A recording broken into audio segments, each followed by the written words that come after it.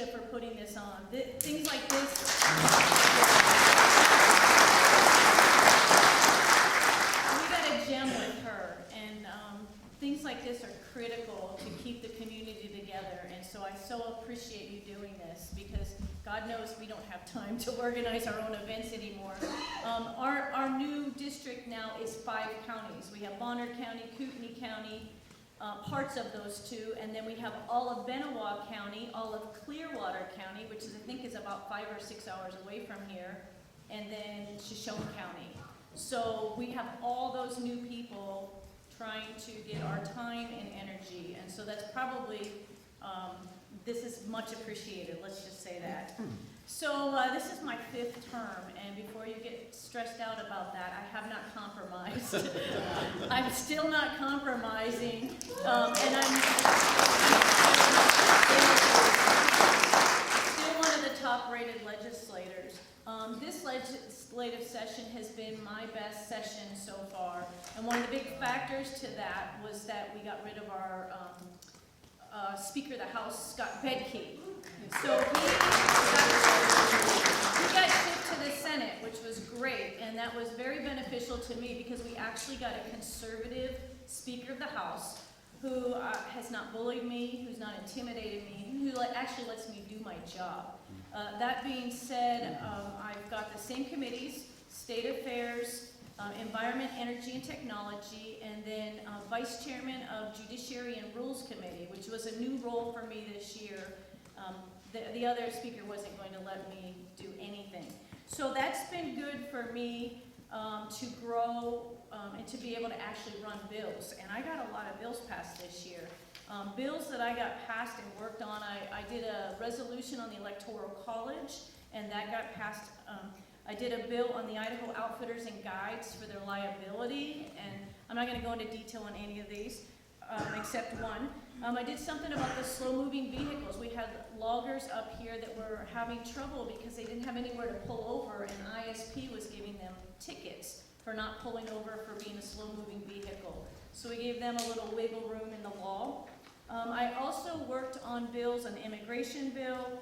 A lot of these I carried them in the House, and Scott Herndon did the bulk of the work in the Senate. So we just kind of tag teamed on these. A back status for CPS, where they cannot take your children based on your back status, or their back status. I don't know if anyone's here from Priest Lake that have been dealing with the Priest Lake siphon, but that was a big success. We're going to make anything they want to do up there have to go through the legislature. Don't clap because there's a whole bunch. These are just the ones I worked on. Make it a misdemeanor to falsely report CPS cases. So there's actually like people that just continually to turn people in over and over with no consequences.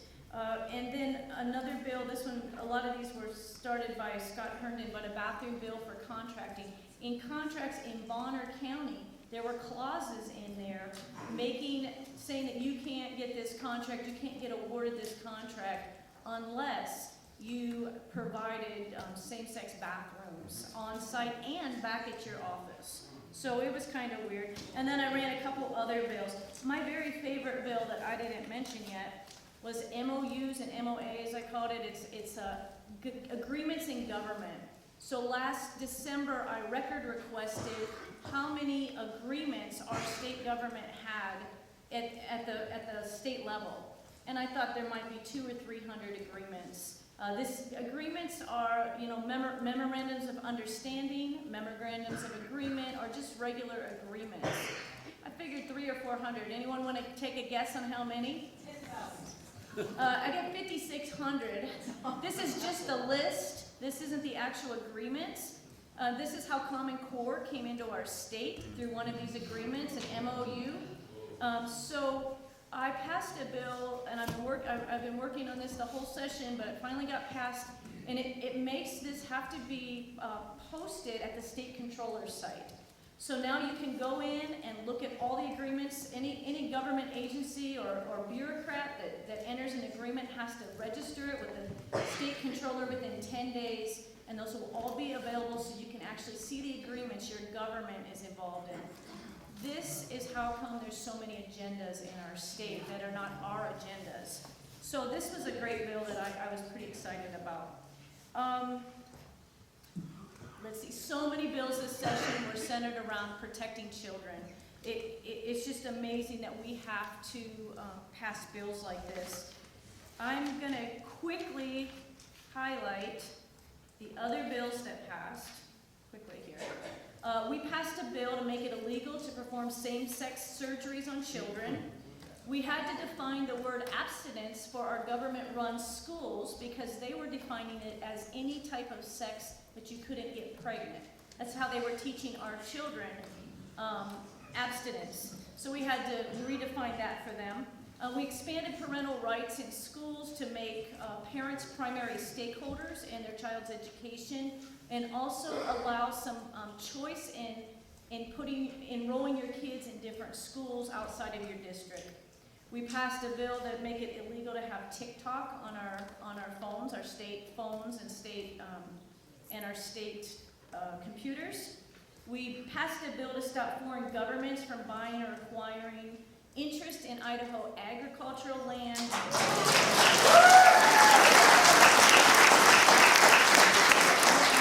Water rights and mineral claims. We did some stuff on ESG, and if you don't know what that is, you will soon. Social scoring. I don't know that it was enough, but it was a start. We had to pass a bill to require government-run schools to have separate bathrooms for the kids, locker rooms and showers. If you still have your kids or your grandkids in public schools, I call them government-run schools, do everything you can to get them out. Yes. It is not a good environment.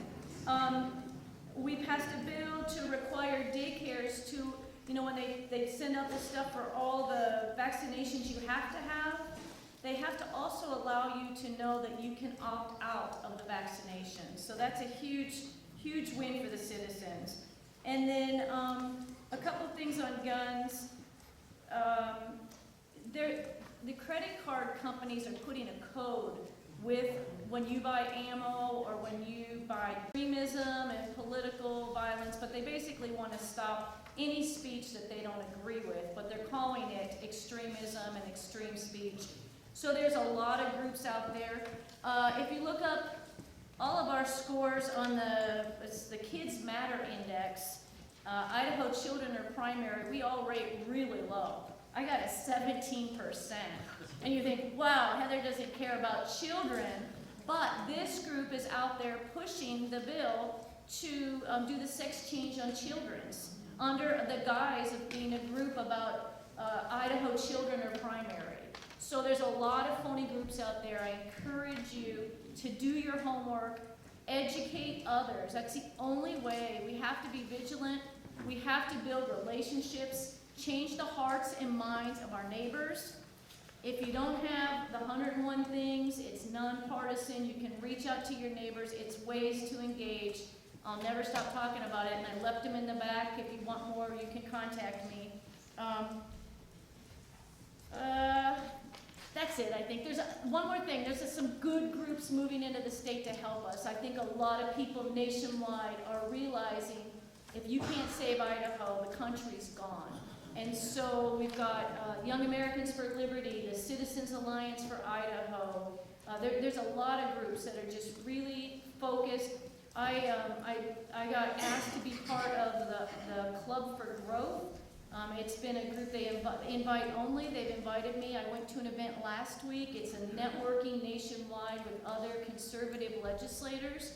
Talking about the border, I did meet a gentleman that had just done a fundraiser with Trump 3 days earlier on the Border Patrol. He's talking about getting ready for his election for president, and immigration is one of his top issues. And this gentleman I spoke to, I forget the name of the group, was Border 911. They want to come to Idaho and see what our northern border looks like.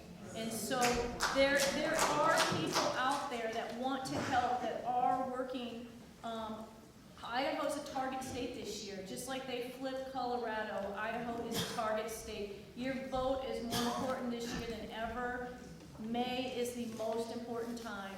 And so I think that's it. I hit on most of the things. I have some questions, and I guess whatever you want to do. David? I want to hear more about the Freedom Caucus in relation to District 1 and District 2, on our representatives and our senators. Who's a part of it? Well, I will let you know. So you can have a public or it's not a secretive, what's the word? A silent member. But we are all public members, if I'm not mistaken. The three of you, do you know about District 1? It is, it's by design that we don't share every name. It helps us, I know everybody wants to know exactly who's on it and who's not. It helps us strategically with the voting, with our strategy on the inside game. So we're never going to reveal everybody's name on it, but if you watch the numbers, you can kind of figure it out, but you never really know for sure. And that's part of our strength, so I'm not going to reveal all that. But it has been great to network, and we find out what's coming. We found out about an amnesty bill that they were trying to push. Of all people, the Farm Bureau is pushing this bill. The Farm Bureau is pushing the illegal driver's license bill. They wanted to give a legal driver's license. So make sure these groups that may have been good once before, whoever gets in charge of those groups, it can change the direction. So I forget what I was going to say about that, but it seemed important. Go ahead. Well, real quick, I was just going to say, I looked up while you were talking, the Idaho Leaders United is that group, statewide coalition created to denounce violent political extremism, bigotry, and discrimination. Anyway, they called out people's rights specifically, which I'm going to talk about a little bit in a little bit. But one thing I wanted you to maybe expand on, I thought it would be worth mentioning, going back to those agreements, the MOUs, and how those come into our county via grants or like ARPA funds, etc. So I thought it'd be good worthwhile. I'm sure Asia can expand more, but she's a lone voice in our county. And I'm sad to say that, and I'm just sad to hear where our county has gotten. She would be the one that can help navigate it, but she's outvoted. It's 2-1 sometimes, and so the county can enter into all times, I'm sorry, I didn't mean that, all times. You have to go to those county commissioner meetings, and you have to put pressure on those other two commissioners to stay out of some of these agreements. A lot of these agreements are non-profit, NGOs they call them, regional government groups. Like at the state level, it's the National Governors Association, the Western Governors Association. Many of these groups, you can link them right to the World Economic Forum. And so there's a lot of ways it can slip in. You just have to go to every single meeting that you can. And when this gets posted, there's going to be probably 10,000 agreements. You cannot rely on your legislators to go and research every one of those. We need 10,000 people and one person to be an expert on every one of those. That's how you fix government. You don't fix it by just voting right, because I've been voting right for 9 years and it's getting worse. So we have to have everybody engaged, all hands on deck. We have to secure our local elections with good people that don't let us down. All right, you got one question there left on your card. Oh. So I had a question about adjudication, and I think Norm Semenko's back there. What happens after the federal money runs out? Yeah. We print more. We just keep printing. What's Idaho's plan for the central banking? I've been running a cash bill that makes you have to accept cash. I think it's going to be societal breakdown it's going to be bad when we all go digital, because a lot of people do not want to go digital, and I don't blame them. So we have tried to get gold and silver bills passed, and we just can't quite secure it. We get it to the Senate, and we can't get it. It didn't pass, did it? No. It didn't pass. We have to clean up our Senate. You guys did a great job by getting, well, you guys didn't, but the rest of the county did a good job with getting Scott Herndon in there. He's a rock star. Phil's a hot rock star. You guys have four, and us four of the most conservative people almost in the northern end of the state. So I don't have an idea for that. And then, is anyone working on stopping the United Nations from rolling out smart cities? Yes, there is an expert on smart cities. He's actually, I think, out of Montana. He's been giving talks in Coeur d'Alene or Zoom calls. I think maybe you'll hear more about that later. So some of these calls you can call into, and they're everywhere. Boise's complete. I've noticed south of here a lot of smart city stuff. So I don't think it's even in the legislature's radar at this point. I mean, that's the reality. Educating people and trying to stop it at the local level is best. All right. Thank you. Thank you.